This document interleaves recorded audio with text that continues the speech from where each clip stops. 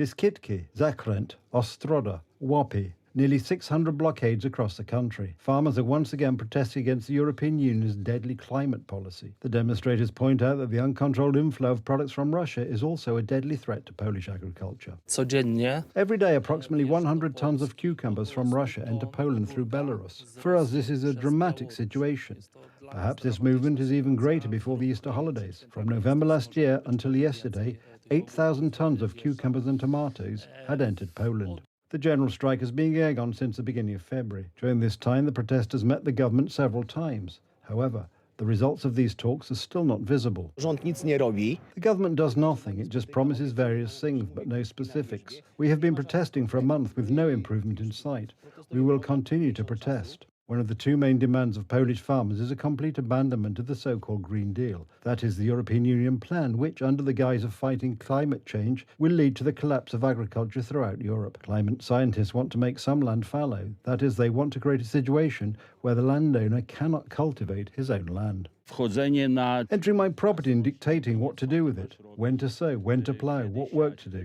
Finally, who to sell it to. Because what is important is the fact we cannot sow what we want. They only give us different sowing percentages. If I have a contract with a company that produces pigs to supply wheat, why should I sow something else? The situation in the Polish countryside is already not the best. According to farmers, the government is abandoning them to their fate. Prices of cereals and agricultural products fell below production costs. They are happy to offer us some subsidies and compensation, but above all, there are no stable prices. How are we supposed to make any money when things are getting worse every month? As the protesters emphasize, the profession of a farmer is more than just a job. It is a kind of mission. Without their hard, demanding work, our country would face starvation. Nie bardzo mogą, tak. They can't change jobs.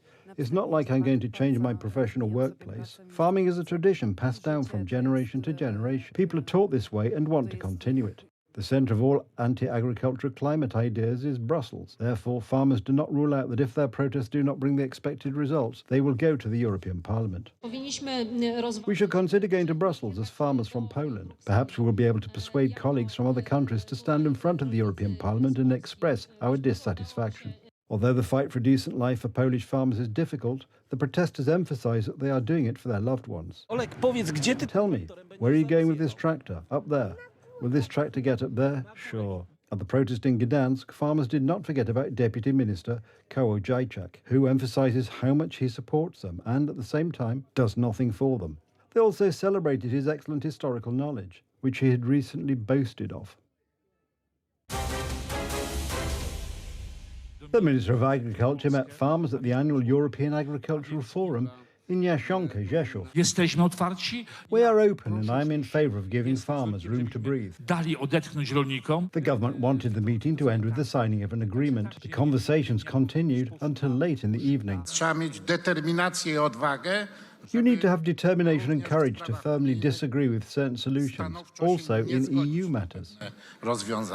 But many matters can be solved in Warsaw. Można szereg rzeczy załatwiać szybko. A number of problems can be solved quickly, and these problems should be solved in the Ministry of Agriculture. W resorcie rolnictwa. Following the night talks in Jasionka, Deputy Minister Kołodziejczak announced success. The problem is that the agreement he talked about does not exist. Farmers say that at most there are arrangements, a set of mutual obligations, but there is still a long way to go. Nie ma żadnego porozumienia podpisanego, tak? In fact, there is no agreement signed, so at the moment when the Ministry of Agriculture says that an agreement was signed, it is false. Nie jest w ogóle prawdą. The document states that the social side will support the government in activities aimed at leading to changes in the Green Deal. Minister of Agriculture, Czesław Siekierski, is to ask Prime Minister Donald Tusk to suspend the transit of agricultural products from Ukraine. The government does not hide the fact that they hope that the protests will begin to weaken. I hope that the protests will slowly fade away because farmers also expect a compromise because, of course, it is time to return to their farms. That's why there are voices that the ministry's talks with farmers are just a waiting game because local and European parliamentary elections are approaching. Recently, Prime Minister Donald Tusk announced success. The issue of setting aside 4% of arable land, included in the Green Deal, will be voluntary and not mandatory.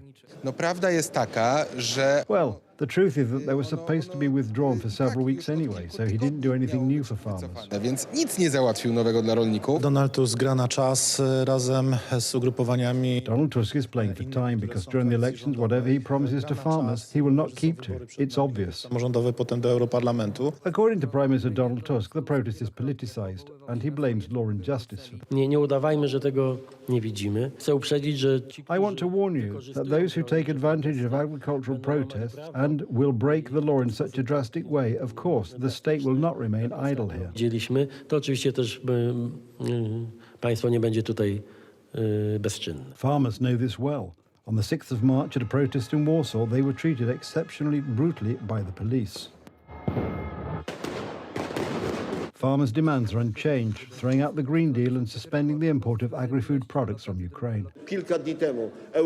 A few days ago, MEPs from the ruling party, which also governs Poland, voted for the Green Deal. They voted to exclude floodplain land from production. This means about 600,000 hectares in Poland. To znaczy, że chcą 600 000 hektarów. Prawo i Sprawiedliwość i suwerenna Law and Justice and Suwerena Polska, exactly like the farmers, demand an immediate embargo on products from Ukraine.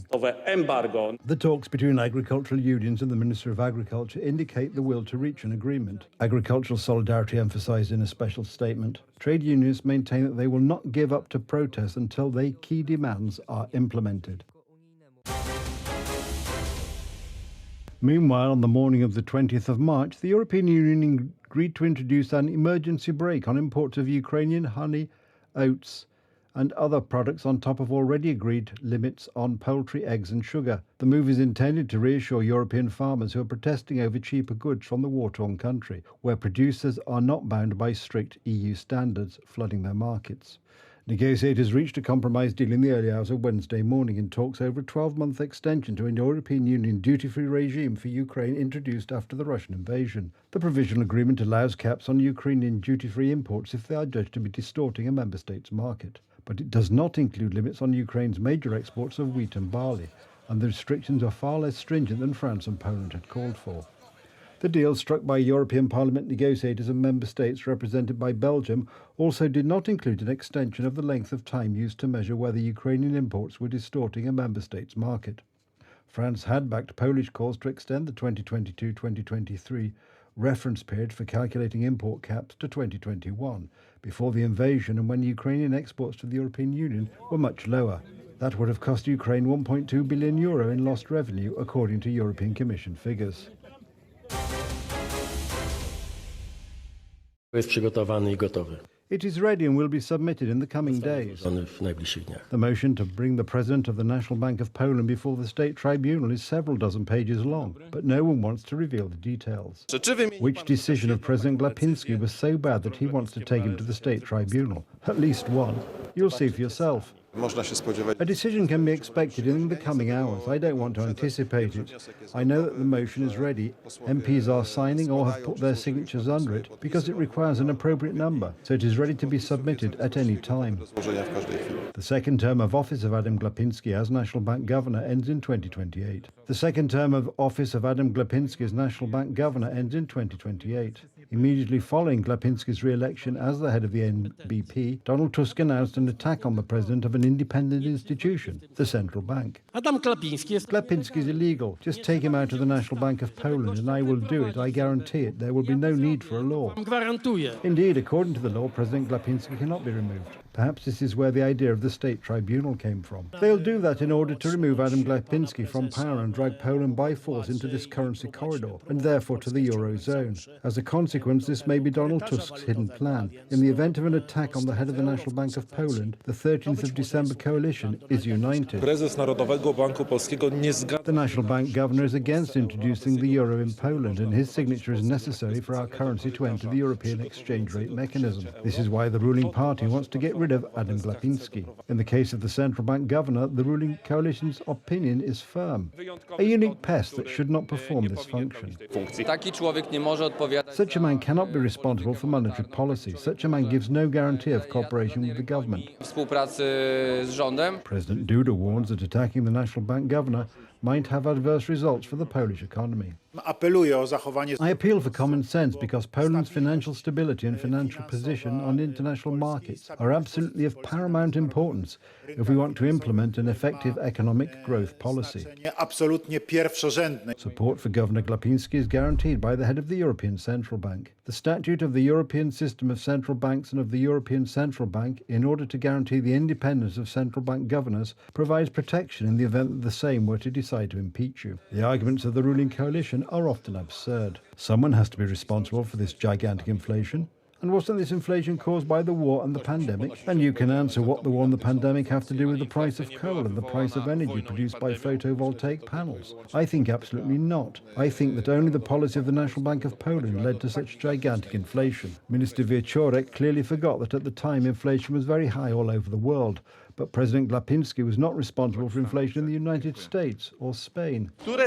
Which dedications of President Glapiński made him want state tribunals?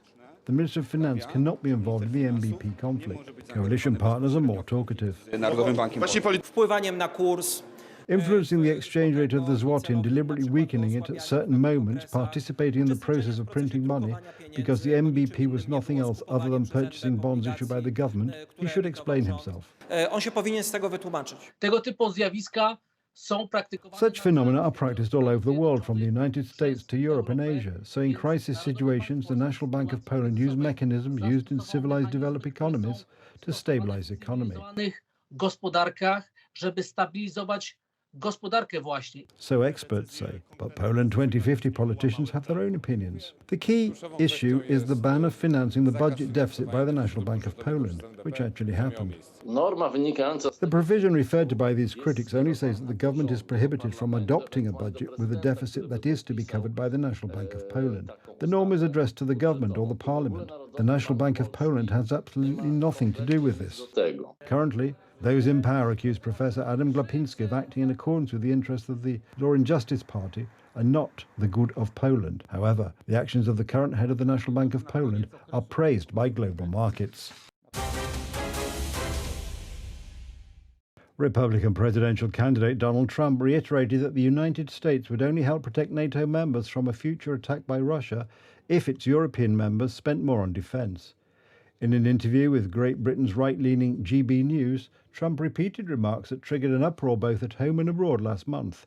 The former president had told a campaign rally that he would encourage Russia to do whatever the hell they want to a NATO member if it wasn't spending enough on defence. Because what I'm saying is that's a form of negotiation.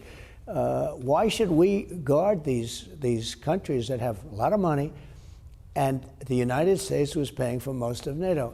The question was asked by the head of a major country in front of everyone else, 28 countries at the time, including us.